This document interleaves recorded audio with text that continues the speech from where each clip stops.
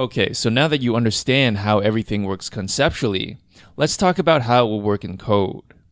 First of all, the data itself is going to be very different from what you're used to. Before, whenever we wanted to use ANNs, we remembered the rule, all data is the same. But now, it appears that my rule has been broken. All data is in fact not the same. Recall that with the recommender systems we want to look at, all the data comes in the form of triples. The inputs are the user and movie, while the target is the rating. Clearly, a sample of users and movies does not make up an n by d matrix of features.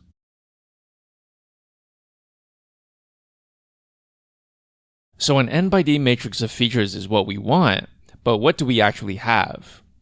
Well, we can still have n items, that's clear. That's just the number of samples. But let's look at it this way.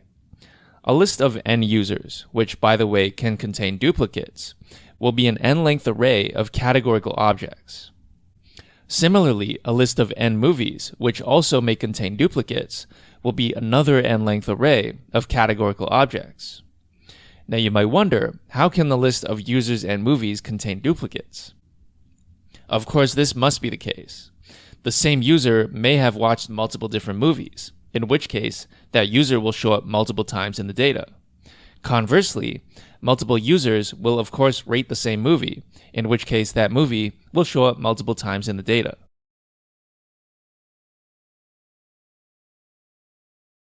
As we discussed, the key operation inspired by NLP is the embedding.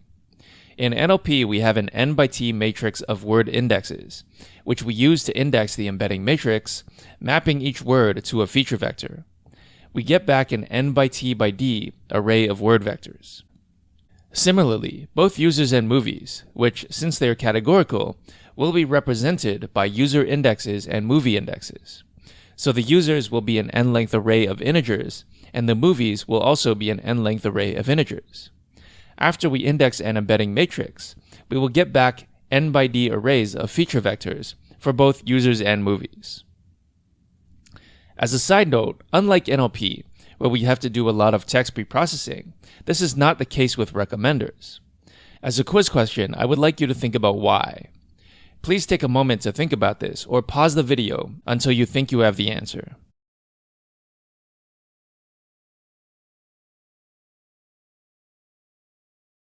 Okay, so why do we not need all the text preprocessing that we do for NLP with recommenders?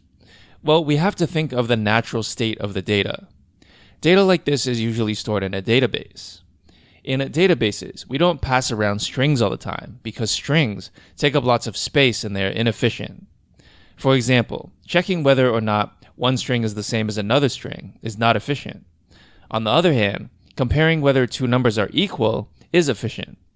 So in a database, when you store a movie, you will probably have a table just for movies, where you give each movie an integer ID, and then in that table, you'll have a column for the movie name, its synopsis, the director, the producer, its duration, and so forth.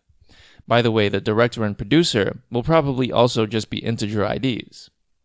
Similarly, users will be stored the same way. So you'll give users a user ID, and then along with that, you'll store their name, email address, and so on.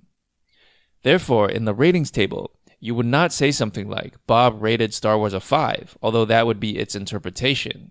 Instead, you'll say, user 345 rates movie 678 a 5. Okay, so we've established that there won't be any need to do text preprocessing, and we've established that the first thing we need to do is map each user and movie to a feature vector using embeddings. Now what? Well, now we concatenate the user vectors and the movie vectors that make up each batch. This will give us a matrix of size n by 2d. And so now, we come back to this situation where we can again say all data is the same. Since this is nothing but a two-dimensional data matrix, we can do anything with it, anything that we would normally do in machine learning on data of the same kind, i.e., we can pass this through a neural network.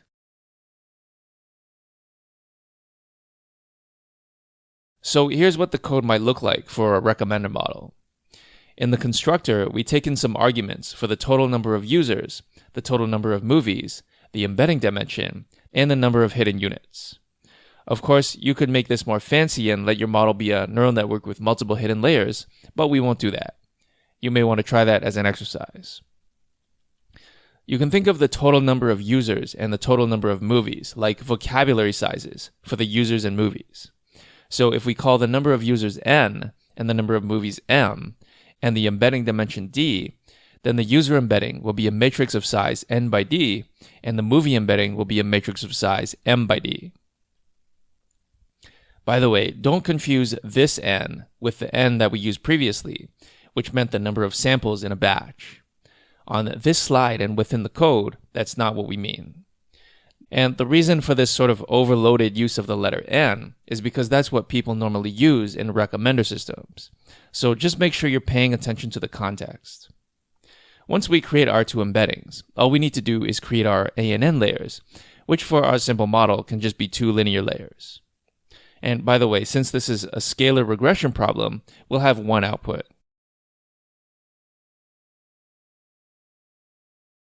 Okay, so what does the forward function look like? Probably exactly what you expect. Well, maybe not, since there's one thing you haven't seen before. Earlier in the course, we started by looking at very simple ways to build models. Modules themselves are models. So if I create a linear module, I can call that a model. Or I can take a whole sequence of modules and wrap that in a sequential, and I can call that a model. Later, we talked about custom models. We saw that with RNNs, there's a little extra work that we need to do that can't be done in a sequential model, at least not yet. So custom models were necessary. There was another reason I mentioned for why custom models are useful, and this is it. This model is unique in this course because it's the first one we've seen that takes in multiple inputs. As you can see, the arguments into the forward function are not just a single x, like we had before, but now we have two, u and m. U and M, in this case, are both one-dimensional arrays containing user IDs and corresponding movie IDs. A sequential model would not be able to handle an input like this. So the first thing we do is pass U and M into their respective embeddings. After that, both the users and movies will be represented by arrays of size num samples by d. The next step is to merge or concatenate these two matrices together along axis 1 to get back an array of size num samples by 2d. Finally, it's just business as usual to pass this through the A and N layers.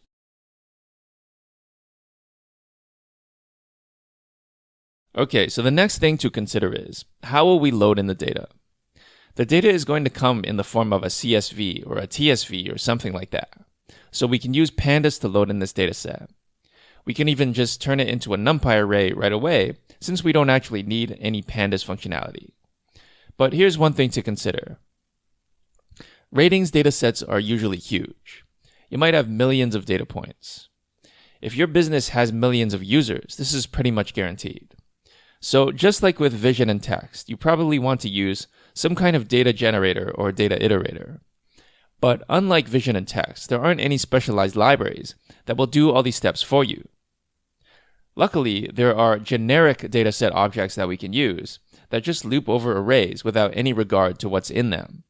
So here's an example of how to use tensor dataset, which takes in an arbitrary length sequence of data tensors.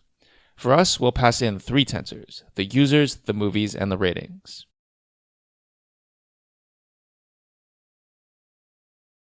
Later, in order to loop over each dataset for training, we'll use the data loader object, which we've already seen. The first argument is the dataset object, which we just looked at. The second argument is the batch size, and the third argument is whether or not to shuffle the data. And once you have this, it's just business as usual. Define your training function, and inside that function, iterate over the data loader.